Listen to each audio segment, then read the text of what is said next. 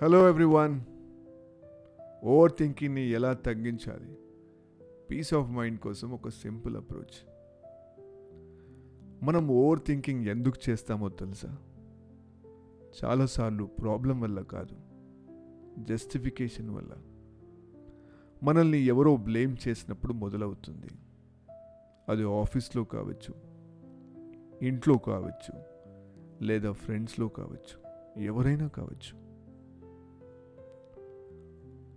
అప్పుడు జరిగిన సంఘటన కంటే మన మైండ్లో మొదలయ్యే డిస్కషన్ పెద్దది.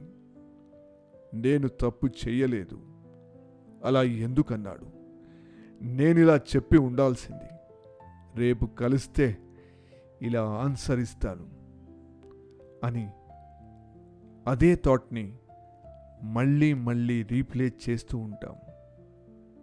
కొన్నిసార్లు జరిగిన సంఘటన 5 నిమిషాలే ఉంటుంది, కానీ మన మైండ్లో అది 5 రోజులు నడుస్తుంది. ఇక్కడే ఓవర్ థింకింగ్ మొదలవుతుంది. చాలాసార్లు మనం నిజం కోసం ఫైట్ చేయడం లేదు, మనల్ని మనం ప్రూవ్ చేసుకోవడానికి ఫైట్ చేస్తున్నాం. మనమే జడ్జ్, మనమే లాయర్, మనమే విట్నెస్. మన కేస్ మనమే ఆర్గ్యూ చేసుకుంటాం. చివరికి మనమే గెలుస్తాం కూడా. కానీ ఒకే ఒక ప్రశ్న, దానివల్ల జీవితంలో ఏం మారింది? చాలాసార్లు ఏమీ మారదు. బాస్ ఒపీనియన్ మారదు, సిచ్యువేషన్ మారదు, జరిగినది కూడా మారదు. కానీ మన పీస్ ఆఫ్ మైండ్ మాత్రం పోతుంది. అందుకే నేను ఒక విషయం నేర్చుకున్నాను. ప్రతి బ్యాటిల్ ఫైట్ చేయాల్సిన అవసరం లేదు. ప్రతి అక్యూజేషన్కి ఆన్సర్ ఇవ్వాల్సిన అవసరం లేదు. ప్రతి థాట్కి రియాక్షన్ ఇవ్వాల్సిన అవసరం లేదు.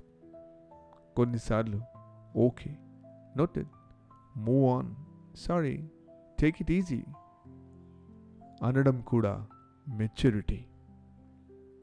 ఓవర్ థింకింగ్ని ఫోర్స్గా ఆపలేం, కానీ దానికి ఫుడ్ ఇవ్వకుండా ఉండొచ్చు.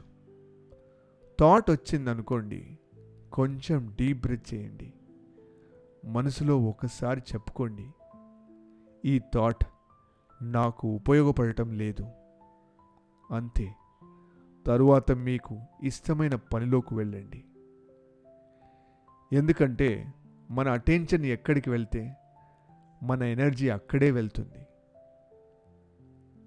ఈ రోజుకి ఒక విషయం మాత్రం గుర్తుపెట్టుకోండి. ప్రతి థాట్ నిజం కాదు, ప్రతి థాట్ ముఖ్యమూ కాదు.